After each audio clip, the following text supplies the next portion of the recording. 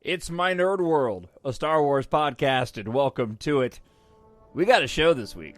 Oh, we have a show this week. So, there was a Mandalorian Entertainment Weekly article with some photos from Season 2 of The Mandalorian that came out, but I'm not talking about that this week. We'll be saving it for next week. I'll get into a little bit of it. Can't completely ignore that there was actually official Star Wars news this week, but there's other Star Wars stuff we got to get to, including another week of controversy after John Boyega last week in his British GQ article, which sparked some heated comments on YouTube. We'll talk about that and listener feedback. Daisy Ridley was interviewed by Josh Gad, and she opened up a can of parental worms, and they're all over the place when it comes to the ever-changing lineage of Rey in the sequel trilogy. So we're going to talk about that. There's a really great Empire Online Star Wars, why the sequel trilogy is my favorite era. I'm digging it. We're going to get into that, and we are going to get into that listener feedback this week. It is not to be missed, as the show is not to be missed. This episode is brought to you by Zone. 1 million users united with one mission to take back social media, and with your help, Zone's going to take billions from today's social media giants and then give it back to the users. Look, I'm concerned about the increasing amount of censorship that's coming from social media companies, and that's why I'm a part of Zone. It's a brand new social media outlet that's launching in October, and it's revolutionary.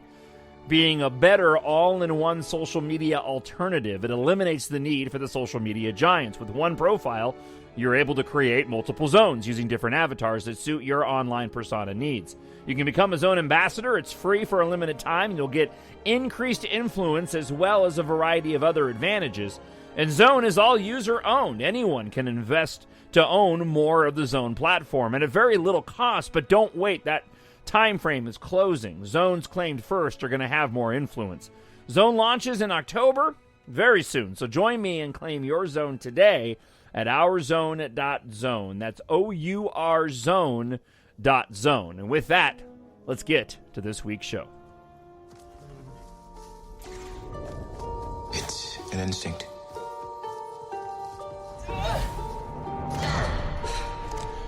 Feeling. The Force brought us together.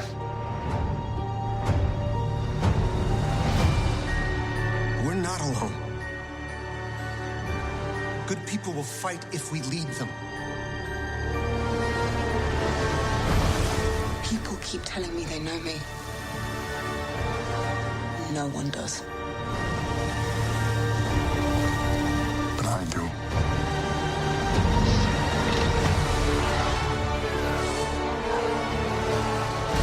Long have I waited. And now, you're coming together.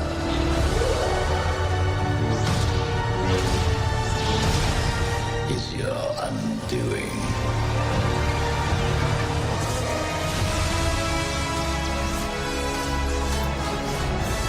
Confronting fear is the destiny of a Jedi.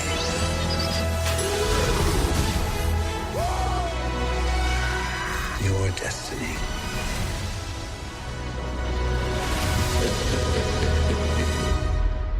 The Force will be with you.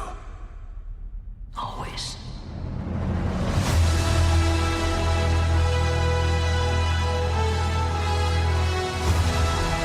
Man, that movie, so good. Like, I don't care what anybody says, man. Look, that's just my opinion. I just absolutely love The Rise of Skywalker, and that's why I was so excited to find this article that I'll be sharing with you a little bit later on in the show this week. I am your host, John Justice. I'm glad you're here with this show today. It's going to be an interesting one to say the least. When you get the opportunity when the show is done, if you haven't been to the My Nerd World YouTube page, where you can find the audio version of the show up, you definitely want to check out the comment section from last week's John Boyega episode. Hey, John, what's up? Finn was great. There were quite a few individuals who were, a little bothered by the comments that I had on last week's show. So I'll be sharing a couple of those comments with you during listener during listener feedback back this week. There's also a brand new episode of another new podcast that I'm doing, a space opera podcast. And on that episode this week, we talk about the Dune trailer, the HBO Max series by Ridley Scott, Raised by Wolves, and a rewatch this week, as we do every week on a space opera podcast, of space opera films or TV shows. We do Star Trek Into Darkness, which plays nicely into this Rise of Skywalker, why the sequel trilogy is my favorite era from Empire Online that I'll be sharing with you later on in the show. So that's available under My Nerd World. More details available at mynerdworld.net. Plus, we have a brand new contest where you can win audiobooks by going to mynerdworld.net. Link is right there on the homepage, and I'll give you some further details a little bit later on in the show. So let's not waste any time, and let's get right to another controversy that had to erupt earlier this week. This is not going to go the way you think. Oh no, it's not going to go the way you think. It's kind of a lengthy interview for the podcast. We're going to play it in its entirety, though, because it's really interesting. So, Josh Gad sat down with Daisy Ridley via Zoom, and this was on the Jimmy Kimmel Show. And, well, Daisy Ridley, with that big, beautiful smile on her face, I don't think she realized, in the comfort of her London home, exactly what she was doing when she started to go down the road of how many times the parentage of Rey changed in the creative process in making the sequel trilogy. Here's the interview, and I'll share my comments with you when the interview is done. Now, for years, my first guest put up with my countless nagging questions about Star Wars, but last year, her saga came to an end, and life must sadly, for the both of us, go on. So tonight, I invited her to ask her more nagging questions about Star Wars. Please welcome Sith grandchild and self-proclaimed Skywalker, Miss Daisy Ridley. Hi, Josh. Oh, hello, Daisy. Hello, Daisy. As you see, I've been perfecting my British dialect for you, love. So this is your first talk show since The Rise of Skywalker came out. That's kind of insane. I feel honored. How does it feel having no secrets to keep, no spoilers to spoil? I mean, we got pretty used to keeping the secrets, so it feels... You and me, or just the cast? Because I felt Uh-huh. really good about keeping them as well. Okay, so here's the thing, and this is what I know you're going to talk about. You wanted to come visit the set when we were filming the film, and it never worked out. Okay. Then we were doing additional photography, and I said, John, it's a massive spoiler. If you come, it's a huge spoiler, but it would be great if you did. And you came. Daisy, wait a second. Okay, I know there was a scheduling conflict. I know that I showed up on a day where you told me there's a spoiler. What you didn't tell me is that it was like Kevin Spacey revealing he's Kaiser Soze style spoiler. I mean, like literally the entire movie was in that moment completely. I was so blown away by that. Do you regret now inviting me that day? Do you like have sort of a guilty conscience like you should? It was the first time in our friendship where you really looked at me with something that wasn't joy in your eyes. Yeah, in America, we call that hate. So, Days, I want to ask you, I just found this out. Have you been keeping Rey's secret from the beginning? Did you know about the parentage? Like, tell me about that journey of when you found out. No. At the beginning, there was toying with like an Obi-Wan connection, and then it really went, there were like different versions, and then it really went to that she was no one. And then it came to episode 9, and JJ pitched me the film and was like, oh yeah, Palpatine's granddaddy. And I was like, awesome. And then 2 weeks later, he was like, oh, we're not sure. So it kept changing. So then even I was filming, and I wasn't sure what the answer was going to be. Until the very end. So at one point, Obi-Wan was in there. Who else? Was Olaf amongst the possible parents, or? I think Olaf was, yeah. Just a galaxy far, far away. He was in a different, it was a darker time. Now that it's all over, are people still pestering you? Are people still asking you questions all the time? Are they still bugging you about it? Or have you found that your life has sort of found some sort of normalcy?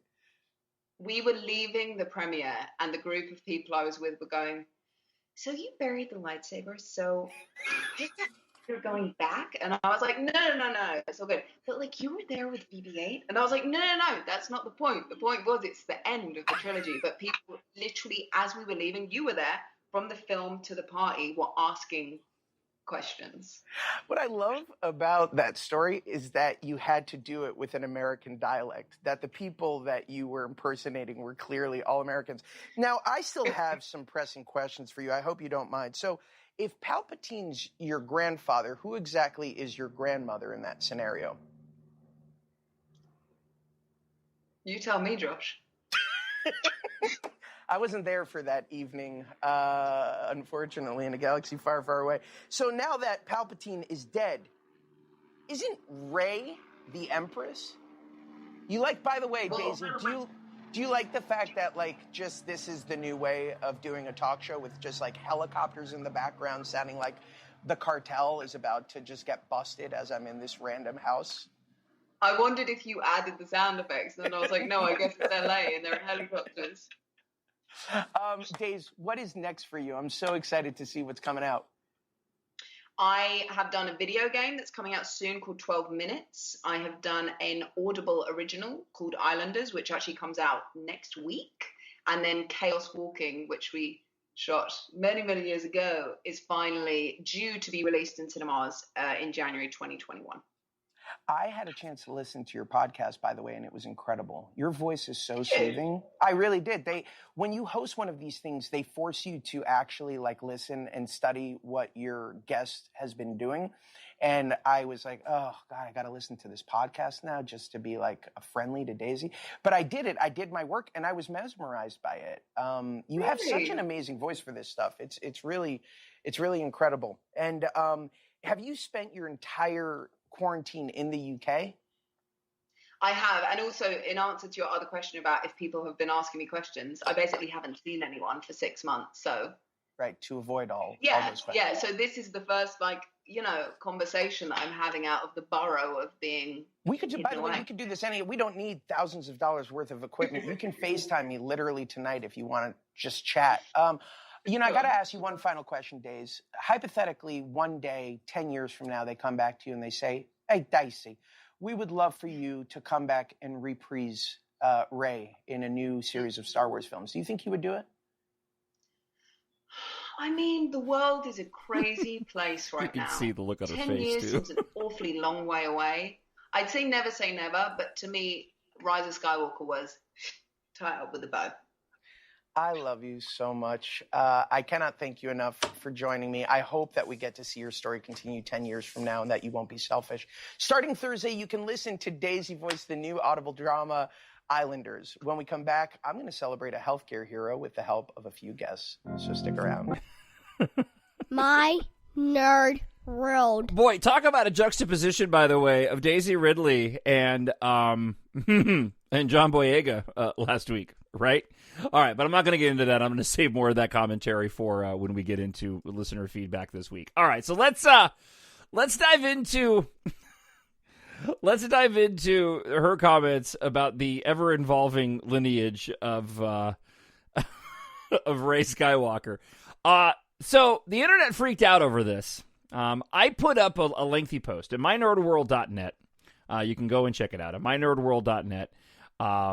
There's the My Nerd blog that I'm doing now on a semi-daily basis. I've been really active on it this week, so I want to encourage you to go to mynerdworld.net and check out the blog for yourself. I did a lengthy post this week about Daisy Ridley and her comments about the changing lineage of Rey throughout the creative process. I'm going to grab a couple of notes from the actual blog. I'm looking at it right now.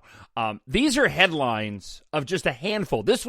I'm not kidding you. This is me. I went to YouTube and I just want to grab a handful of the videos that have been made in the wake of Daisy saying that, 1, she was potentially going to be a Kenobi. 2, Rian Johnson then said she was going to be a nobody. And then 3, JJ said she's going to be a Palpatine, and then, well, maybe not a Palpatine, and then ended up being a Palpatine in the end. Here's a few of the headlines. Episode 9 is even more of a mess, all capital letters, than what we thought. New Daisy Ridley interview. We were all lied to. Daisy Ridley confirms it.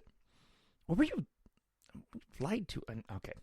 John Boyega just exposed the sequels, warning profanity. So in reference to John Boyega's British GQ article. Daisy Ridley finally, capital letters, exposes Disney for having no plan for Star Wars or Rey. Daisy Ridley just destroyed Disney's Star Wars. Star Wars Theory, I pulled this quote from Star Wars Theory's website. Let me say up front, everybody's entitled to their opinion, even if I think it's utterly ridiculous. Okay, this is what Star Wars Theory wrote. Daisy Ridley was asked if Palpatine was always her relative. No, it was not. The utter lack of care and direction regarding the sequel trilogy has me beyond bothered. I found it hard to find my words in the first-time reaction and realization that we've truly been lied to regarding everything. The Mandalorian is all I have to look forward to. Right? Everything is so messed up and the final nail is in. I hope things continue under Favreau. He is a new hope.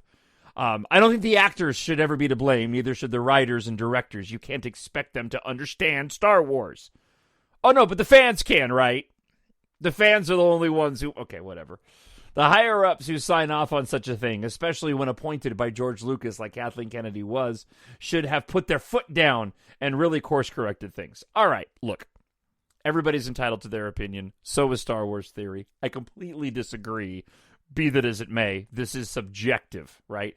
All art is subjective. Same thing rings true for the comments that I had last week when it relates to John Boyega and his frustrations surrounding what happened to his character in the sequel, the sequel trilogy. So, to put it bluntly, I don't care that it was an ever-evolving situation when it came to Rey's parentage. Only Star Wars in essentially some Marvel films, right? But really, Star Wars is like the worst when it comes to it. For some reason, there is a portion of the fandom that feels like they have ownership over this franchise, and you just don't. You just don't. You don't have to like the films. I will continue to beat that drum. You don't have to like any of these movies. You can hate all these movies. But to sit back and act like you don't like it because it didn't match what you wanted to see happen, you don't own this franchise. And this is how the creative process works. George Lucas didn't have a plan. He was making it up for the most part as it goes along. And I've outlined this many times on the show, the difference between pantsers and plotters. I had a fantastic conversation with Brennan Marr. He's a friend of the show, does his own show and podcast, Page Turners They Were Not. And I spent an hour with him just talking about our love of Star Wars and the sequel trilogy, right? And to each their own, it's subjective. But I'm not going to lie when I say that it just makes me sad when so much of the fandom feels the need to grab on to comments about the creative process, like what Daisy Ridley just laid out, and also what John Boyega laid out. And then suddenly they start to use it to justify the reasons why they don't like a movie. Like if they had done a plot outline for all three films and planned everything accordingly, it would have been different. Let me present to you this idea. What if they did do that? I know they didn't, right? We know this. And there's questions surrounding this idea of whether or not Palpatine was planned all along. And I want to address that because you got to get into the actual context of those quotes. And we've talked about it before, but it's relevant here because Daisy Ridley brought it back up again. But let's just say they did plot it all out. But what if they plotted it all out and it was exactly the same product that we got? I mean, you still wouldn't like it. Would it make a difference if you knew that was the plan from the get-go? Or would it still be a bunch of movies you didn't like? I'm going to venture a guess. It would still be a bunch of movies that you didn't like. What I love is that Daisy Ridley is laughing about it because she's an actress. She doesn't own that character. Just like John Boyega doesn't own the character Finn. They are actors and actresses. They chose this line of work and were hired to do a job based off scripts that they read and agreed to perform because they were hired to do a gig. They don't have any ownership over Rey or Finn any more than Mark Hamill had over Luke, and he even admitted that in The Director and the Jedi. Mark Hamill even came out and said, look, I had fundamental disagreements with what Rian Johnson did, but you know what? I don't own Luke Skywalker. Carrie Fisher said that. May she rest in peace. Years ago. If you watch the Empire of Dreams documentary, she talks about how people liked me, but they really liked Princess Leia, and I just happened to have the same face as Princess Leia. I just wish the fandom were able to, that negative portion of the toxic fandom, those individuals out there that are making a bunch of money off of those clickbaity headlines with their outrage over and this desire to say, we were right all along, right? It's just such a bummer to me that that's the route that they have to go to get the clicks that they have. Look, if they genuinely don't like the films, that's cool. I just can't relate to somebody that doesn't like a movie and then spends all this time railing on it and looks at the creative process and decides that that's the justification for why they don't like a movie. It's okay to just not like a movie for the sake of not liking a movie. You don't have any ownership over this franchise. And this is how the process works so often. I had a rough outline in my head of how my EMBARK trilogy was going to go, but things changed. It's a true story. I had my stepmom was here visiting. This would have been last holiday season. And this was prior to me finishing The Vanishing War. Okay? Book 3 in my EMBARK trilogy. I had a completely different storyline set up. There was going to be cloning involved. I had this whole idea. And when I started writing the book, I abandoned all of it and came up with a completely different story in the process. I know the argument that they're making, that it didn't feel cohesive to them, and now they have a justification why. But guess what? For people like me, for people like Brennan and others, it did. It all works. It all works for me. Because of the subjective nature of art and film and music, you can now go and watch these movies in the sequel trilogy, and you can inject things into it that make it fit, right? That make it all work together. Like, for example, the final fight between Kylo Ren and Rey at the end of The Force Awakens. That may or may not have been designed for Rey to have movements like Palpatine, even though she did do that jabbing motion like Palpatine. But when I watch it now, that's what I see. Now, to the lying part of it that some of the fandoms want to say that they were all lied to. Look, you got to take that within context of what they said about Palpatine, that there was an idea for Palpatine all along. I venture, I guess there was. Back in the original writing process for The Force Awakens, J.J. Abrams was thinking he was just going to do one movie. He created Snoke, but they probably had an idea that they could potentially go and bring Palpatine back. When Rian Johnson got a hold of the franchise and did The Last Jedi, he decided to go the route of making her a nobody. But again, that was just his movie, and he left it open and ambiguous to the point where we get a really easy answer to Kylo Ren, Ben Solo's comments from The Last Jedi in your parents were nobody. They chose to be. It works for me. If it doesn't work for you, that's your own choice. It's just a bummer. It's just a bummer that the sequel trilogy has to be looked at this way by a portion of the fandom, because I just think there's a lot of joy in these films that is getting lost because people just can't get past their own headcanon. But that's on them, man. I love these movies for what they are. And so does the writer of this Empire Online article that I'm about to share with you. Something inside me has always been there. But now it's awake. And I need help. I'll never forget the sound of it. It was in England, on an IMAX screen. The air was electric. The room was buzzing with excited chatter. The lights went down at last, and the projector fired up. And as the silvery Lucasfilm logo illuminated the screen, the audience positively erupted. This was how the sequel trilogy began, with thunderous applause. The press screening for The Force Awakens in December of 2015 was not like other press screenings. There was clapping and cheering and whistling. Note-taking was scarce. It was a truly joyous experience, feeling the crowd sink into J.J. Abrams' vision. And more importantly, it was Star Wars. The conversation between Star Wars old and new remains one of the greatest elements of the sequel trilogy. I'd always loved the original trilogy, growing up with the films on DVD and TV repeats, but watching The Force Awakens unfold on the big screen was something else. It was the thrill of the unknown going in. Some accuse The Force Awakens of plumping for easy nostalgia, but it didn't feel that way when confronted with the brutal shock of Han Solo's death, spoiler alert, for the first time, cutting right into the operatic familial tragedy of the heart of Star Wars. That moment rung in my head for days after seeing it. Growing up, it was impossible not to know that Darth Vader was Luke Skywalker's father, but a new trilogy kicking off with Han Solo's death at the hands of his fallen son, I never saw that coming, says the writer. After The Force Awakens ended with that shot of Rey and Luke Skywalker on Ahch-To, my brain buzzed for 2 years imagining what might come next. When it finally arrived, The Last Jedi proved worth the wait. Rian Johnson's film remains perhaps the most beautifully crafted Star Wars movie, not just visually, but a story and a character level too. Grand, mythical, adventurous, playful, and it was everything. It is everything that Star Wars should be.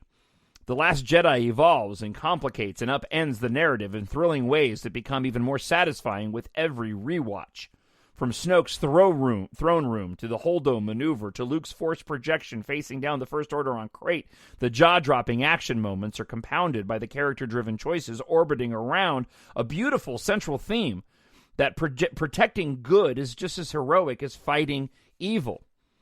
That conversation between Star Wars Old and New remains one of the greatest elements of the sequel trilogy. They're legacy films that interrogate the meaning of legacy. From the quest to rediscover the heart of Star Wars in The Force Awakens' search for Luke, to The Last Jedi's questioning of the validity of the Jedi Order, to the rise of Skywalker's notions of family heritage and predestination. And among it all are our new heroes, Rey, Finn, Poe Dameron, and Rose, living in the shadow of old legends, working out how to live up to them, creating new legends of their own in the process. It's a notion mirrored by the very films themselves. A generation who grew up with the original trilogy, already complete, finally got to be a part of a whole new adventure as it unfolded. If the original trilogy is defined by its central villain as its hero, so too is its sequel trilogy. Kylo Ren stands as one of the saga's richest, most complex characters. Against all odds, how was a new villain ever going to live up to the iconic Vader? The answer was genius. You create a character who himself is consumed by the very idea of living up to Darth Vader. It's a turmoil illuminated by Adam Driver's volatile performance. Across the trilogy, you feel his torment, the moments he so nearly turns back to the light before plowing tragically, inevitably further into darkness. After killing Snoke and fighting back-to-back with Rey in The Last Jedi, it could all be over. They could live freely and allow the galaxy to live in peace. But Kylo Ren can't. Even with no obstacles in his way, he remains drawn to the dark side, intent on bringing Rey with him. It's Star Wars at its most operatic. The Last Jedi plays out that push and pull of Rey and Kylo Ren's intertwined stories brilliantly. There's an increasingly dangerous feeling to their Force conversations, while it's Ren that draws out Rey's Force lightning and reveals her true dark parentage. Their conflict culminates in a ferocious lightsaber battle on the Death Star wreckage in the heart of a raging sea, pure high drama on an epic scale. And it has consequences. Rey striking down Kylo Ren without hesitation when given the chance and resurrecting him as Ben Solo, facial scar now Force healed. I teared up in the cinema when Ben made peace with the memory of his father. I did too. The stormy waters now calmed, redeemed by love and the promise that it wasn't too late to come back to the light, that it was Leia's final act to call out to Kylo Ren, giving him that crucial moment of pause. It felt like a gorgeous tribute to Carrie Fisher's legacy and Leia's story in the face of impossible circumstances. It was full of surprise and yet true to the redemptive essence of Star Wars. At the heart of the trilogy is Rey, our hero, a girl from nowhere with nothing. A scavenger who picks up the scraps from an old war, who, like Luke before her, gazes up at the sky and dreams of something bigger, a sense of belonging. Her journey through the sequel trilogy is beautifully emotional. In the opening of The Force Awakens, she sits in the desert at the foot of a fallen AT-AT, placing an old rebel pilot helmet on her head as she eats her one-half portion. By the climax of Rise of Skywalker, she's leading the rebellion in Luke's old X-Wing, wearing his helmet into battle. One of my favorite moments of all of Star Wars. That's my comment, not theirs. Ready to face her destiny. It's a spine-tingling arc.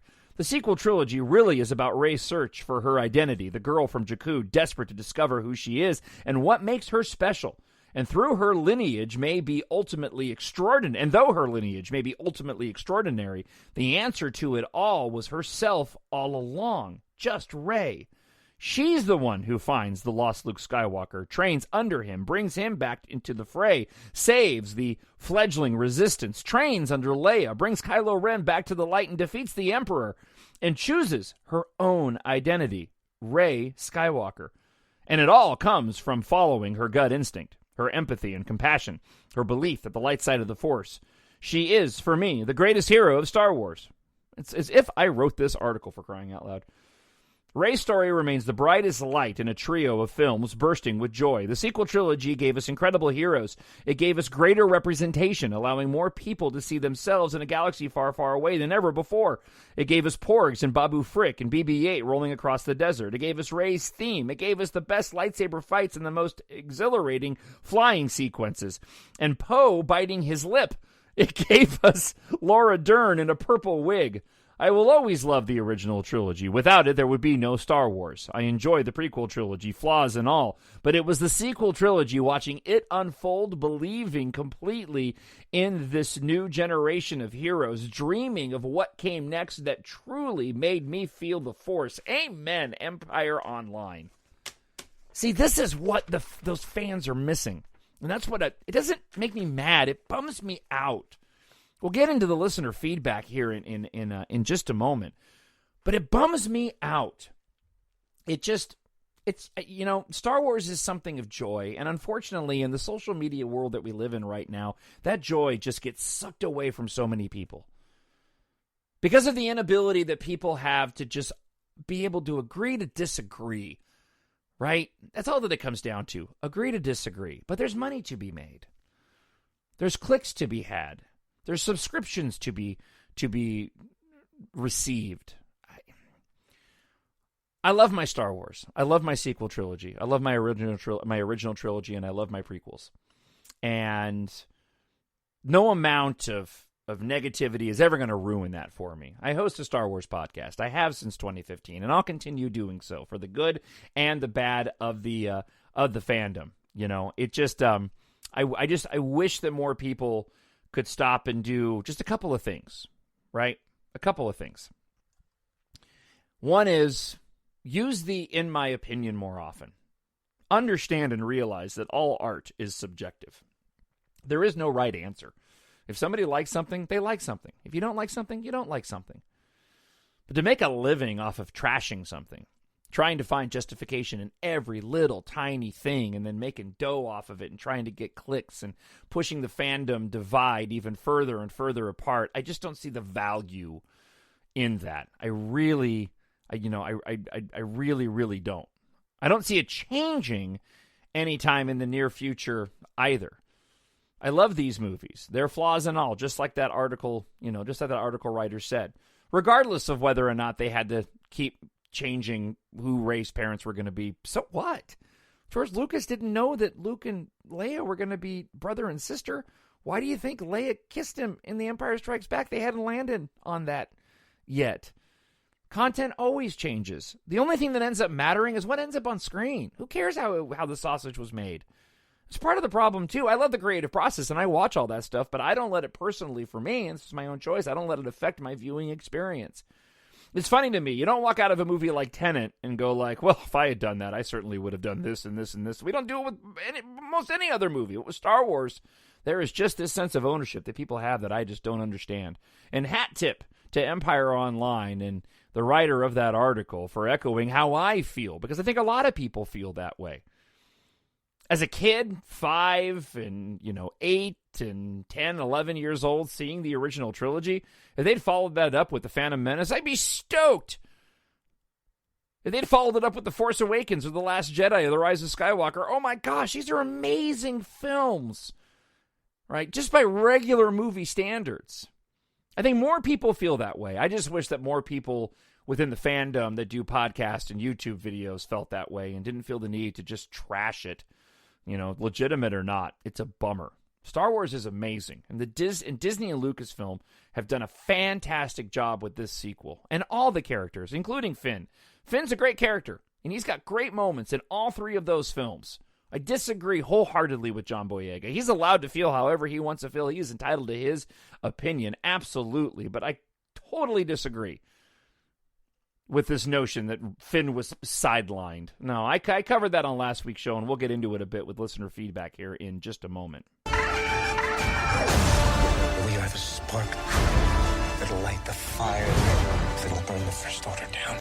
Before we get into listener feedback, I'll talk about this more at length next week, but Entertainment Weekly did release a special when it comes to Mandalorian Season 2. A lot of really interesting photographs. We'll talk a little bit more about that. I know a lot of shows this week are breaking down the shots, the pictures, sort of picture by picture and giving their assessment.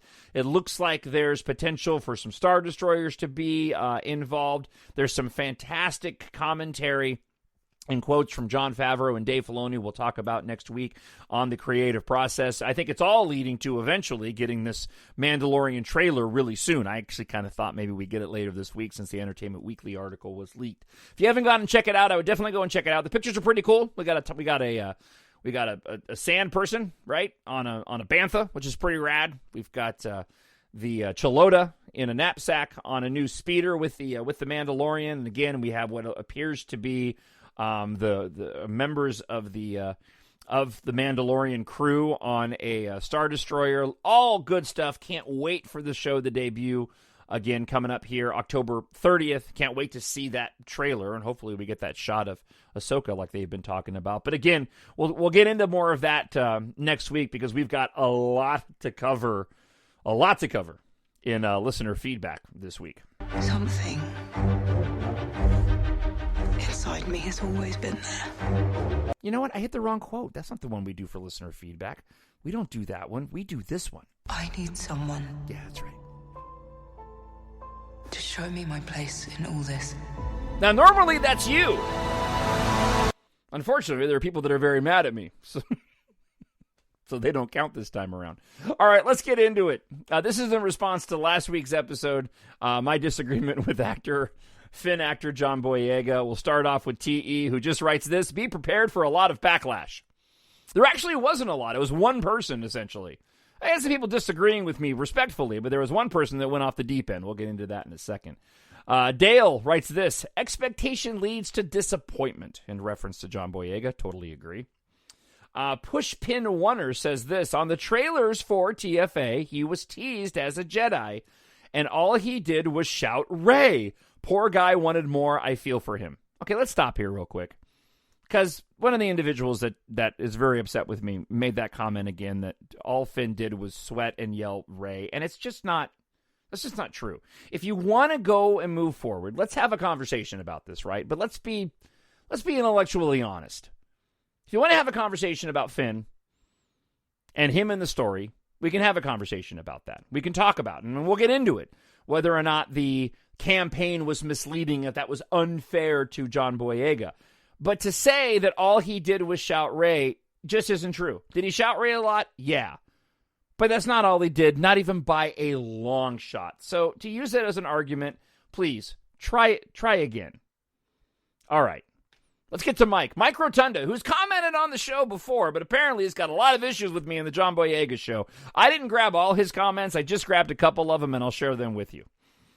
The first one that Mike wrote on the YouTube page, which I would definitely, go and check out. He said this: what Disney did to John because he is black is disgusting. Let's stop right there. You don't know that. That is an assumption based off of nothing but you're assuming. And he didn't even have anything done to him wrong. John Boyega is an actor. John Boyega read the script for The Force Awakens. John Boyega knew how The Force Awakens was going to play out when he accepted that job. If you watch the documentaries for all three films, and especially The Force Awakens, John Boyega is really, really excited to be the co-star in a Star Wars movie. There was nothing done to him because he was black. That is an assumption based off of no evidence whatsoever. I just want to say that up front. If we're going to be intellectually honest with ourselves and have a conversation, you're entitled to your opinion. And you're entitled to believe that if you want to believe that. I'm not taking that away from you. That's your opinion, and I respect your opinion. But that being said, my opinion is there is no evidence whatsoever that anything negative was done to John Boyega just because he was black. All right. The comment continues, how they pushed his character to the side, having him always sweating and screaming, Ray, Ray, Ray. Terrible. I've already addressed that. That's not the case. That was not the sole reason or purpose for his character. He is, as I said and laid out in last week's show, he had the most screen time combined of all three films next to Daisy Ridley, who was the star, and everybody knew it, including individuals watching the trailers when The Force Awakens was released, even despite the fact that it initially showed him with the lightsaber. They dismissed that right away. Anybody who followed this, followed the marketing going into The Force Awakens, unless you were the most casual of casual fans, knew that Daisy Ridley was going to be the star. Especially if you look at the poster, which I'm looking at right now, where she is prominent and second largest on the poster next to Kylo Ren. Disney, you should be ashamed of yourselves. Okay. And how the host of this podcast not even see it is worse. This adult baby, I guess that's me. I really haven't matured beyond the age of 15 or 16, so whatever. His love of a childhood Star Wars franchise ahead of the obvious racial tension that is going on at Disney. Star Wars is fake. John Boyega is a real person. Okay, I made my comments pretty clear before. There's no evidence of any of that, apart from John Boyega's comments. And those are John Boyega's opinions, but I don't believe that any of the evidence, based off of what we've seen on screen, bears that out. Now, Mike went on to say in a separate comment, I want this racist podcast gone. I asked Mike nicely, as I commented on a bunch of his comments, to please point out one racist thing that I said, and he didn't. He said at one point he made a comment that the fact that I don't see his point proves his point, or something to this effect. Look, I've been a talk show host in, doing music radio and talk radio now for, 13, 14 years, and in total for 24 years. This is not my first rodeo when it comes to being called certain things. Every time somebody wants to go out and throw a racist comment or saying you're racist for whatever reason, I always ask, show me the evidence. And they never, ever provide it because I didn't say anything racist, because that's not a core of who I am. And Mike, if you don't like the podcast, don't listen to it. It's that simple. And he continued to post comment after comment after comment. And I get it, man. If you're frustrated, that's cool. But don't listen to the show if you don't like it. Okay? I've been, and I am, and I was nothing but respectful. And simply asking, provide me examples of me being, he went on to call me a coward and a baby and blah, blah, blah, blah, blah. Okay. Look, I get it. You're sore. You disagree with me. That's cool. You're entitled to your opinion. But please, by all means, just go listen to another show if you don't like mine. It isn't that hard. All right, more comments. Friend of the show, Edwin, writes this. I wanted to chime in on John Boyega's comments. Do you think maybe he has some outside influences that might cause him to say what he said? I do. I think John Boyega's an activist. That's really what it comes down to, in my opinion. He's more of an activist than an advocate. And the difference is really clear when you listen, you watch that interview with Josh Gad and Daisy Ridley, and she smiles talking about the franchise lovingly and kindly, and John Boyega's out there slamming it, and he's going to have to deal with that, because I can't imagine there's going to be a lot of studios that are going to want to hire an actor who's going to turn around from a multi-billion-dollar franchise that he was a co-star of, that he spent an article slamming, and want to go and hire him. Edwin Lowe went on to say, I don't know him personally or how he is as a person. I don't either. But I do remember him making a comment about Disney Plus when they asked him if he would be on there, and he said, no, I'm a theater actor. Nobody's gonna Disney Plus me. Not sure if he was being jokey or serious. Oh, he was being serious.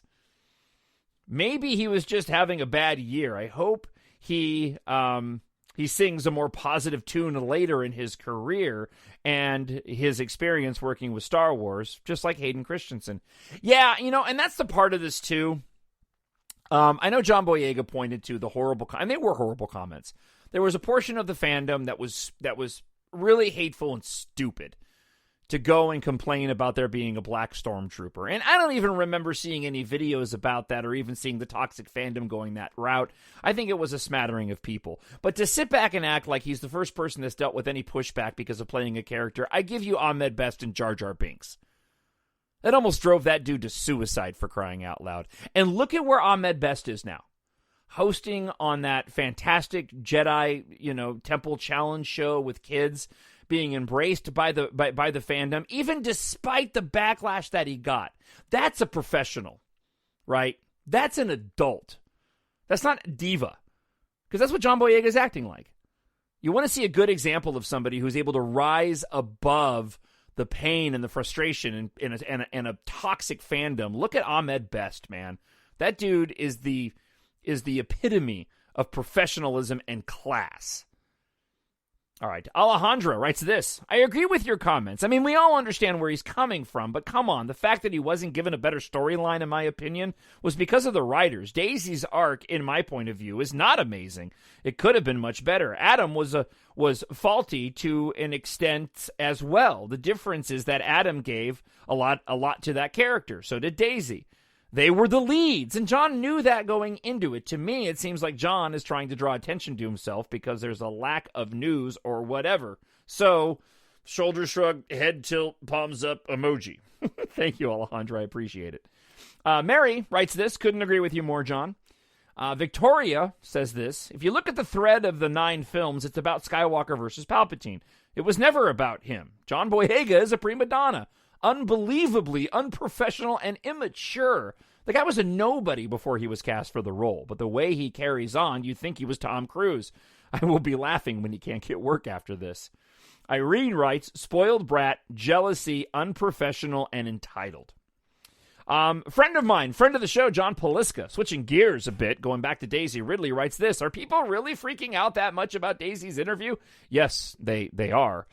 I just watched it, and it's not like it was a hard, this was the story, and then Disney messed it up sort of thing. To me, it just seemed like it almost followed the same sort of journey the fans took in brainstorming all the different possibilities.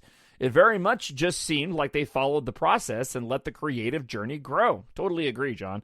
Even during filming, she didn't exactly know where things were going. Doesn't that lead to a more enjoyable and authentic film? I would almost think you'd get a better, more real performance out of the actors when they don't know exactly where things are going. It'd sort of be like living your life, but knowing the future. How true to life would you do things then? Maybe that's a rambling thought. No, John, that's a really amazing thought. I think there's some validity to that. And it's the argument, not the argument, but it is the example between writers being plotters and pantsers, too. People that plot, that's great. But for me, I like to pants because I like to be a fly by the seat of my pants because I like the idea of letting the story come to me organically and taking these characters on an adventure. I kind of know where we're heading, but I want these things to evolve, like life evolves. John goes on to say, I just don't understand the people who get so bent out of shape when a story doesn't go the way that they wanted it to go. Totally agree. All right, moving on. MJ writes this. I always saw John Boyega as one of the main characters. Pretty sure he got way more screen time than Adam Driver, and he was all over the promotional stuff for all 3 films. I love Finn. I think John Boyega played him perfectly, but I do think John Boyega let social media form his opinions. I mean, Mark Hamill was up front during the Last Jedi promotional tour about how he had issues with Rian Johnson's choices. Daisy, too, I think. It wasn't until the internet backlash of TLJ last year, following what we heard from John about his dislike of The Last Jedi. I remember reading his comments and going, but Finn was great in The Last Jedi. He had a great arc. And I do think Finn was sidelined in The Rise of Skywalker, and I blame Rian Johnson. And to blame Rian Johnson on that is lame. There was so much they could have done with Finn, but they spent too much time in the movie with pew-pew and spectacle instead of character and development. Just my opinion. And MJ, congratulations. Ding, ding, you win the award for using the appropriate just my opinion. My nerd world. If I had something to give to you, I would. Go sign up for a free audiobook. Maybe you'll win. All right. Go Force Choke Yourself wrote this. If any character was sidelined, it was Ben Solo. I was waiting for that, by the way. After The Rise of Skywalker, I couldn't even figure out the purpose of his character even existing, except to save Rey in the end. He was one of the worst wasted characters of all time, in my opinion. Ooh, I got 2. My nerd world. Nice. You used the in my opinion as well. I dig it. I like the energy. Ethnic Sugar writes this. I absolutely see how Finn was sidelined. Okay? They did market him to be the main character in the Force Awakens promo and trailers, even having him with the lightsaber multiple times. I understand the anger John Boyega has being used to show audience, hey, look, we have a black main character. Come look at how progressive we are, and then just completely throwing that away. All right. So, I thank you for your comment. I disagree, and here's the reason why I disagree. That argument works if John Boyega is unaware of where the character is going.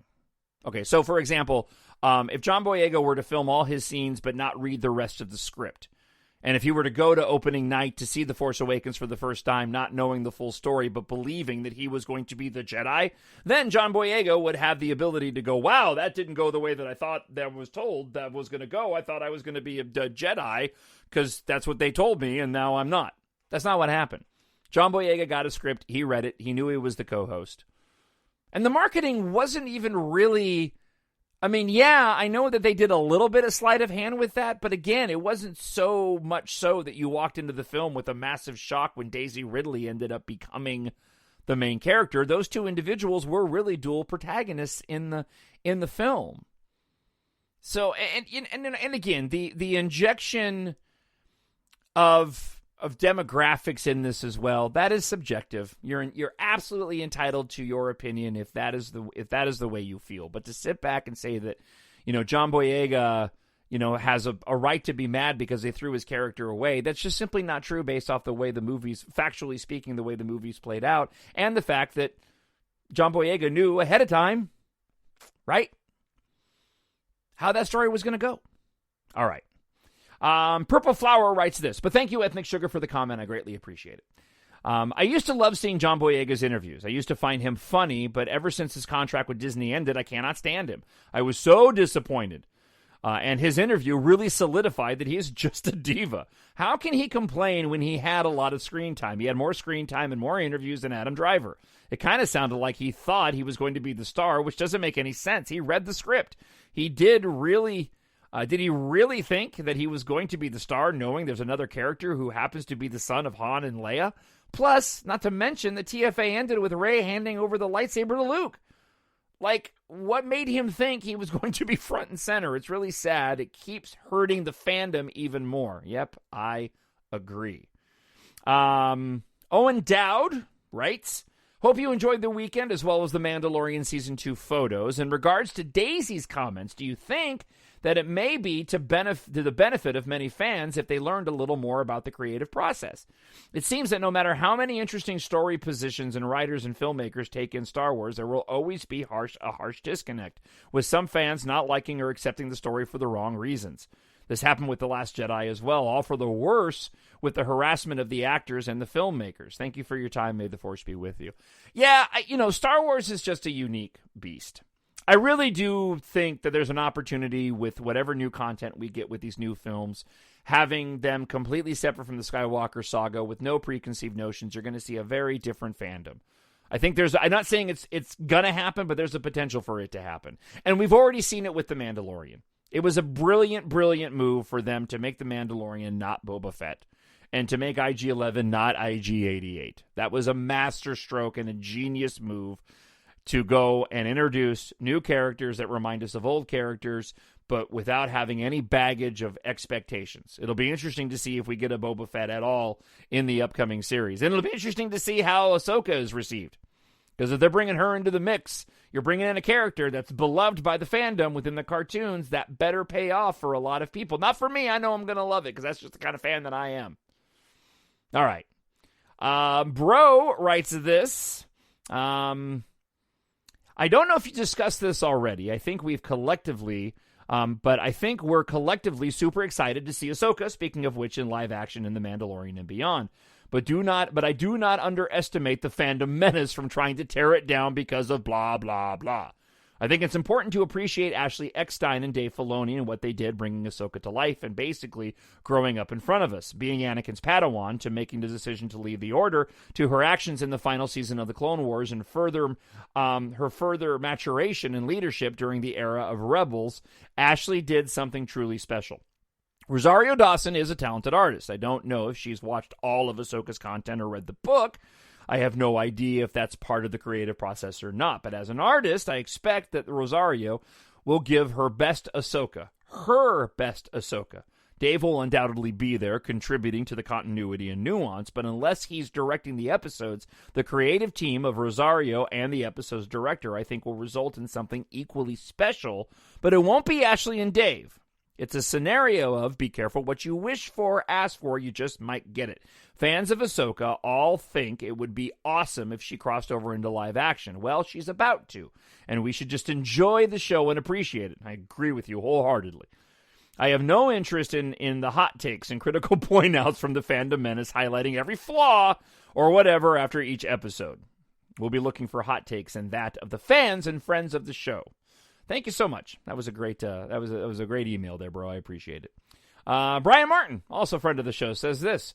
In the sequel trilogy alone, without looking at any ancillary material, is there any political context and galactic foundation given about where things stand 30 years after the Empire fell that drives Rey and Ben's story? No,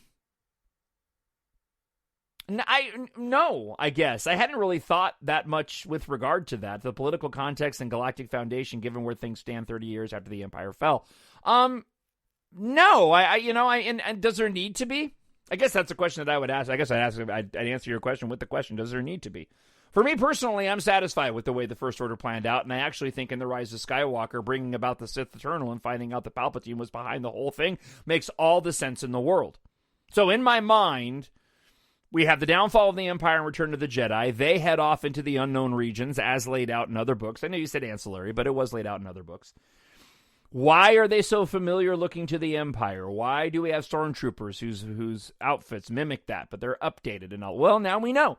Because Palpatine was pulling the strings, there was a Sith Eternal out there on Exegol building up their own fleet of planet-destroying Star Destroyers, but be that as it may, Palpatine was the driving force behind Snoke and the First Order to bring about another attempt to take over the galaxy again. So that makes all the sense in the world to me why we have such familiarity with the First Order and the Empire. As a matter of fact, I actually think it's a masterstroke that works best by bringing Palpatine back, because if you didn't bring Palpatine back and you made Snoke just some rich heir to bring about a new attempt of an empire called the First Order, it doesn't make a ton of sense for it to mirror the Empire the way that it did, but it does when you consider the fact that it was Palpatine driving the whole thing. All right, last comment comes from friend of the show, Miranda. Always appreciate her comments and all of yours. One last thing I want to say, and honestly, I don't expect this to be read or brought up in the next feedback because there's obviously a lot of comments here already. Nope, I'm going to bring it up anyways. I'm not going to rant. I'm not going to go on a tirade because it's not really something that is going to accomplish much, but will only fuel the flames. So let me get this out of the way quickly. There is most definitely a lot of fans right now acting out and behaving and articulating themselves so poorly and making an absolute spectacle. It's like the equivalent of wild animals released of their cages from a zoo, or like in Jumanji when they're just wreaking havoc in a city. But more than anything, it's just really sad, and you know what else makes me sad, is that there are other fans out there, not just the ones that are positive, but those that feel genuine disappointment and frustration and do have issues with the movies, and yet trying to channel those emotions in a more coherent, healthy manner, they are just being lumped in with those that are behaving and being so immature right now. Yeah, I agree. I agree with that. And I do try to treat everybody as fairly as possible. Miranda, I know you're not necessarily talking about me, but I do want to address that. You can absolutely disagree. And just like I think Sugar did earlier in the comment, you can disagree. If we disagree, it's cool to agree to disagree. But, Mike Rotundo went the route of calling me a racist and a man baby and a coward and whatever. That's a different story altogether. It's just as unfair for those fans as it is for those that are positive, because then it's hard to tell who's really being toxic and who isn't, because it's just genuinely sad how is that fair for them? It's not. This should be a wake-up call for people to really check themselves, but to those that are genuinely upset in a more sane way, they continue to heal because they are still not ready. There's really no need for any kind of extreme. I know the world is still a mess right now, but why do we have to create more problems for ourselves? We're just hurting each other. We're hurting the actors and those involved, even if we don't agree with their choices. It's not fair and it's wrong. It's as simple as that. My Nerd World. Watch some Star Wars this weekend and just enjoy it for what it is. I put a post up at mynerdworld.net, and I hope you'll take the time to go and check it out. It's on today's blog. On the My Nerd blog at the website. And I did a couple of posts this week talking about John Boyega and the negativity brought about because of Daisy Ridley's comments. And I'm really glad she shared that. I think it's fascinating that she maybe was almost a Kenobi. Maybe we should talk about that on an upcoming show. But the post I did today was trying to bring about some positivity. And what I did was I did a little bit of investigating. And I talked to my dad, who I plan on having the show sometime in the near future. And basically, we landed on where I first saw Star Wars A New Hope when I was 5 years old, and the fact that Star Wars A New Hope was probably the first movie that I ever saw in theaters.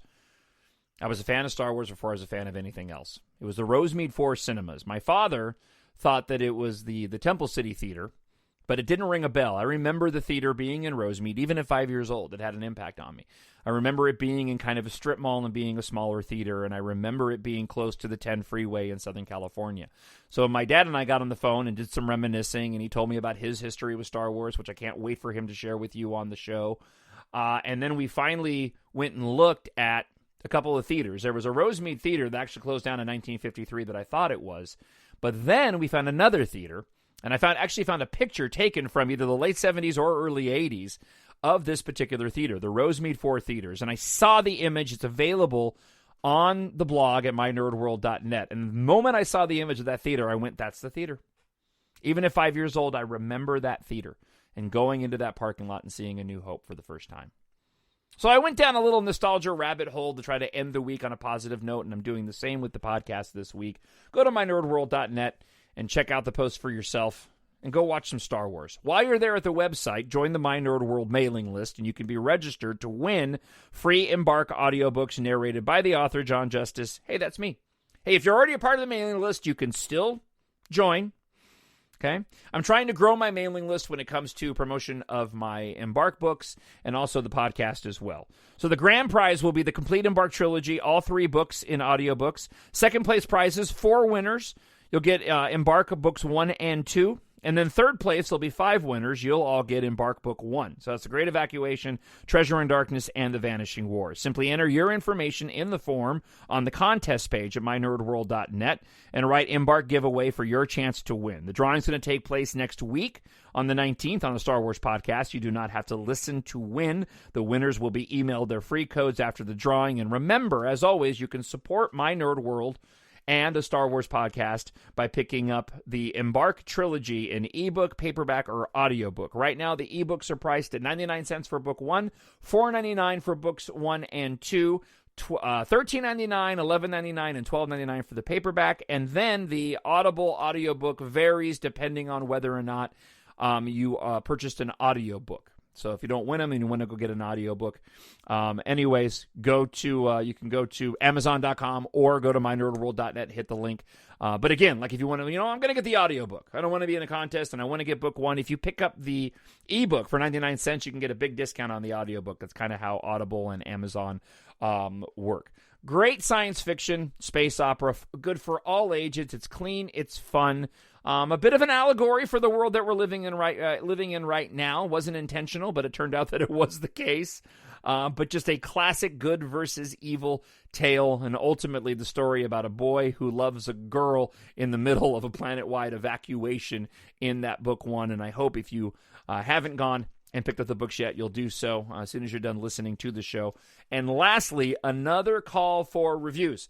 I need reviews for the books. So please, if you have not reviewed any of the EMBARK books, but you've read them and you've enjoyed them, please head over to Amazon.com and leave just a short positive review. I'd really appreciate it, and it's a great way to help support the show. All right, enough promotion. That's it. I talked for an hour. I hope you enjoyed it. I'll be back again next week. Be safe and stay healthy wherever you are. And again, just thank you so much for checking out the show. I really do appreciate it. And for everybody that left comments, the good, the bad, and the ugly, I do appreciate it. Talk to you again next week. Bye. The Force will be with you, always. My Nerd World.